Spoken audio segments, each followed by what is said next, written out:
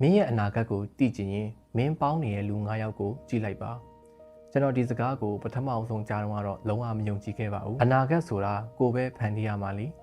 ကိုစ조사ရင်ကိုအောင်မြင်မှာပဲလို့ထင်ခဲ့မိပါတယ်ဒါပေမဲ့အသက်ကြီးလာလေဘဝရဲ့အတွေ့အကြုံတွေများလာလေဒီစကားရဲ့အမှန်တရားကိုပို့ပြီးတော့မှနားလည်လာပါတယ်လူတစ်ယောက်ကတူပေါင်းတင်းနေတဲ့ပတ်ဝန်းကျင်ရဲ့လွှမ်းမိုးမှုကိုတူကိုယ်တိုင်ကမတိလိုက်ပဲခံနေရတတ်ပါတယ်မိခိုးမှုတွေကြားထဲမှာနေတဲ့လူတစ်ယောက်ဟာအဝတ်စားတွေမှာမိခိုးနှံတွေဆွဲသွားတယ်လို့မျိုးအတွေးအခေါ်တွေအလေးထားတွေစိတ်ဓာတ်တွေဟာလည်းကိုပေါင်းတင်းနေတဲ့လူတွေစီကနေပြီးတော့မှကူးဆက်လာတတ်ပါတယ်ဥပမာမင်းပေါင်းတင်းနေတဲ့ပတ်ဝန်းကျင်ကလူတွေက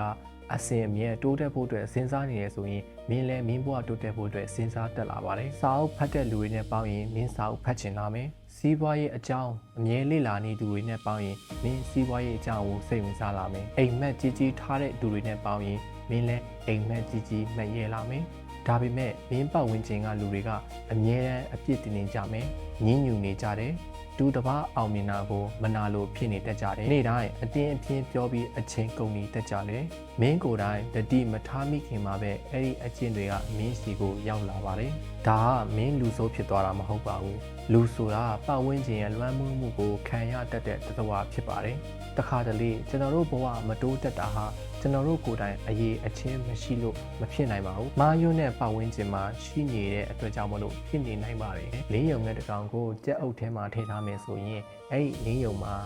ပြန်နိုင်တဲ့အတောင်ပံရှိတော့ညာလဲတခြားချက်တွေညီတူလမ်းလျှောက်ပြီးတော့မှသွားနေပါလိမ့်မယ်ဒါပေမဲ့ထိုလင်းယုံကိုအခြားလင်းယုံတွေနဲ့အတူတူထားလိုက်မယ်ဆိုရင်တော့ကောင်းကင်မှာခွန်အားရှိစွာပြန်နိုင်တဲ့လင်းယုံတစ်ကောင်ဖြစ်သွားပါလိမ့်မယ်လူတွေလည်းဒီလိုပါပဲတချို့လူတွေကကိုယ့်ရဲ့ဘဝကိုမြင့်တင်ပေးတယ်